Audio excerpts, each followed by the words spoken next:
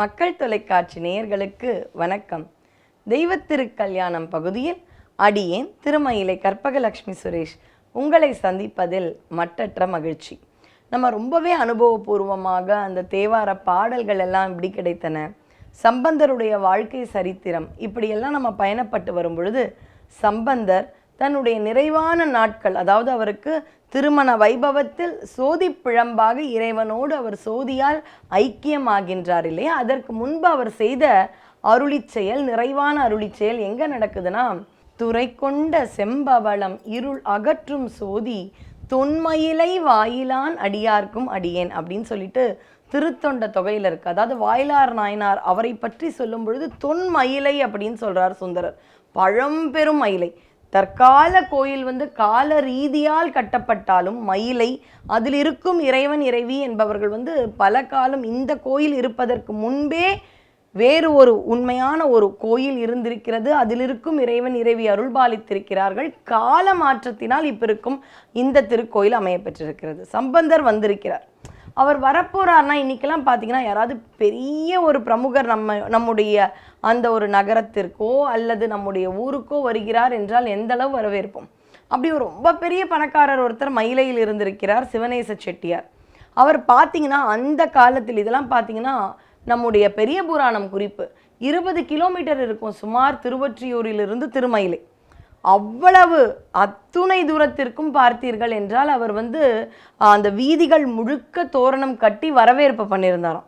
எங்கே? அங்கே திருவொற்றியூர்லேருந்து திருமயிலை ஞானசம்பந்தர் எழுந்தருளுவதற்கு. இதுக்கு முன்னாடி ஒரு சின்ன ஃப்ளாஷ்பேக். இவருக்கு ஒரு மகள், அந்த மகளை ஞானசம்பந்தருக்கே திருமணம் செய்து வைக்க வேண்டும் என்று வளர்க்கிறார். அந்த மகளுக்கு 7 அகவை ஆகும் பொழுது நாகம் தீண்டி அந்த மகள் இறந்து விடுகிறாள். அவளுடைய அந்த ஹஸ்தியையும் எலும்பையும் ஒரு பானையில் வைத்து காக்கிறார். இந்த இடத்துல ஒரு பக்கம் இருக்கு. இந்த நிகழ்வு நடந்து 5 வருடம் கழித்து சம்பந்தர் பெருமான் அருள்மிகு கற்பகாம்பாள் உடனாய கபாலீஸ்வர பெருமானை காண வருகின்றார். வருவதற்காக தோரணம். சரி, இப்போ கற்பகாம்பாள் உடனுரை கபாலீஸ்வரர் அவர்களுடைய திருமணம் என்ன அப்படின்றத பார்க்கலாம். மயில் ஆர்ப்பரித்து கொண்டிருந்த ஊர் அப்படின்றது மயில் ஆர்ப்பூர்.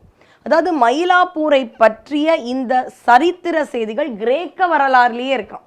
அதாவது அன்றே அவர்கள் துறைமுகம், அதாவது இருளகற்றும் சோதி அங்கே இருக்கிற துறைமுகத்தை பற்றி சொல்லியிருக்கிறார் சுந்தரர். துறைமுகம்னு இருந்ததுன்னா என்ன அர்த்தம்னா நிறைய பிஸ்னஸ் ஆப்பர்ச்சுனிட்டிஸ்ன்னு சொல்லுவாங்க. அதாவது வியாபாரத்திற்கு பல வாய்ப்புகள் உள்ள ஒரு அற்புத நகரமாக மயிலை இருந்திருக்கிறது. அது மட்டும் அல்ல, அந்த இடத்துல பார்த்தீங்கன்னா பல நாடுகளிலிருந்து இறக்குமதி ஏற்றுமதி அப்படின்றத அவ்வளோ தி பிஸியஸ்ட் பிளேஸாக இருந்திருக்கு இந்த மயிலை என்பது. அப்படி ஒரு துறைமுகமாக இந்த மயிலை இருந்திருக்கிறது. இதுக்கெல்லாம் முன்னாடி பார்த்தீங்கன்னா சோலைகள் நிறைந்த ஊர், மயில்கள் நிறைய இருந்த ஊர்.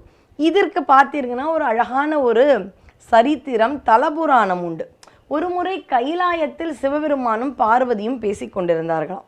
அப்போ பார்த்தீங்கன்னா சிவபெருமான் பெரிய ஞானமிக்க விஷயங்களை இறைவிக்கு உணர்த்தி கொண்டிருக்கும் பொழுது எப்பாவது கணவன் பேசும்பொழுது மனைவி அப்படி இப்படி வேடிக்கை பார்ப்பாங்க இல்லையா, அது மாதிரி அம்பிகை அப்படி இப்படி வேடிக்கை பார்த்துட்டாலாம். அப்போ அங்கே ஒரு மயில் நடனம் இருந்துதான். யாரோ ஒரு பெரிய ஒரு மகானுபாவர் அவருடைய அந்த ஒரு அழகான கற்பனையில் சொன்னார், அவள் மயில் நடனத்தை எல்லாம் கவனிக்கல இறைவன் சொல்வதை விட்டு. அந்த அழகான மயில் தனியே வந்ததாம்.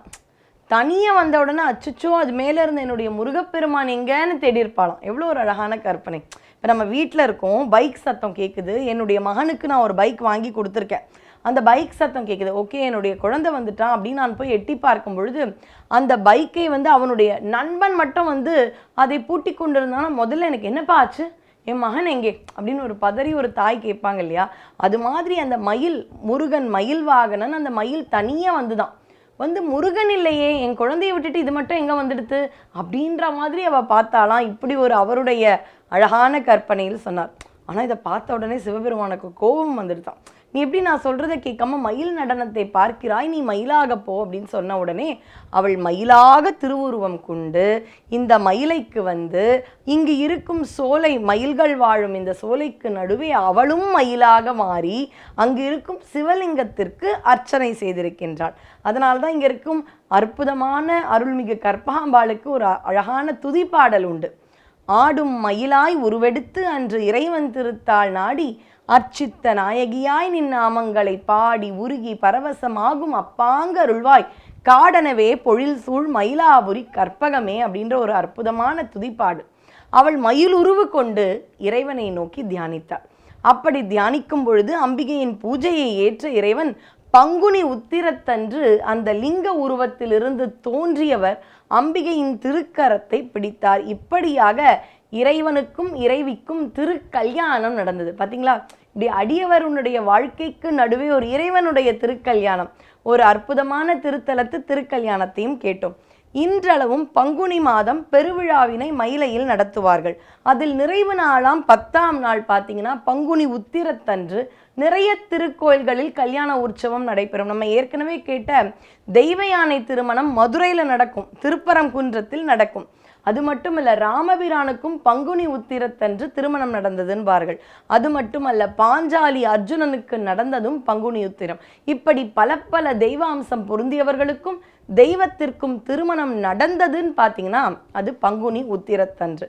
அதே பங்குனி உத்திரத்தன்று 10ஆம் நாள் இந்த ஒரு மயில் உருவு அம்பிகை பெற்று இறைவனை பூஜித்து அந்த லிங்க திருமேனியிலிருந்து இறைவன் வந்து அம்பிகையை கரம் பிடித்து விமரிசையாக கல்யாணம் நடக்கும் அந்த ஐதீகத்தை இன்றளவும் மயிலை திருக்கோயிலில் வருடந்தோறும் கடைபிடித்து வருகிறார்கள்.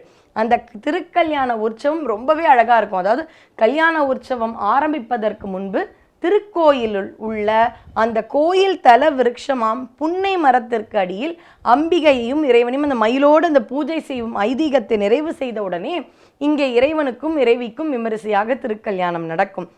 இப்படியாக கற்பகாம்பிகைக்கும் கபாலீஸ்வரர் பெருமானுக்கும் அற்புதமான திருமணம் அரங்கேறிய இடம் பங்குனி உத்திரத்தன்று. அப்படிப்பட்ட மகாத்மியம் பொருந்திய இடத்திற்கு திருஞான சம்பந்தர் வர இருக்கின்றார். அதுக்கு தான் பார்த்தீங்கன்னா தோரணங்கள் என்ன, அவ்வளவு மாலைகள் என்ன, இப்போலாம் பார்த்தீங்கன்னா இந்த பேனர் வச்சுலாம் பண்ணுவோம் இல்லையா, அது மாதிரியெல்லாம் விமரிசையாக கொண்டு அப்படி அவ்வளவு தூரம் வருகின்றார். யார் இத்துணை அலங்காரம்? அவரா சிவநேச செட்டியார் உங்கள் மீது அதீத அன்பு கொண்டவர் அப்படின்னு சொல்கிறார்கள். ஞானசம்பந்தர் மயிலைக்கு வருகின்றார். தொடர்ந்து இந்த அற்புத சரித்திரத்தை ரசிப்போம். நன்றி, வணக்கம்.